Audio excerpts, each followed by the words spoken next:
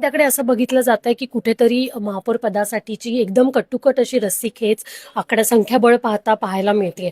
तर महापौर शिवसेनेचा होणार की महापौर भाजपचा होणार? नाही, याच्यामध्ये जे आहे हे वरिष्ठ पातळीवरती म्हणजे शिंदे साहेब असतील, देवेंद्र फडणवीस जे असतील आणि आपले प्रदेशाध्यक्ष रवींद्र चव्हाण जे असतील, हे बसून जे आहे हे ठरवतील की कोणाचा महापौर जो आहे तो कुठे बसणार आहे का.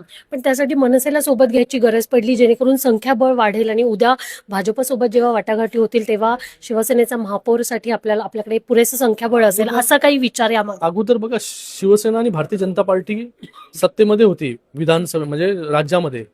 अजितदादांची राष्ट्रवादीशी युती केलीच ना, तिथे थोडी हा प्रश्न उद्भवला. ती कशासाठी केली आपण, की ताकद वाढवण्यासाठी. महायुतीची ताकद वाढली, इथे पण महायुतीचीच ताकद आणि एक स्टेबल गव्हर्नमेंट मिळालं पाहिजे आणि चांगल्या प्रकारे सगळी कामं झाली पाहिजे. याच्यामुळे जर महायुतीची ताकद जर कोणी येण्याने वाढत असेल तर त्याला रोखावं कशासाठी.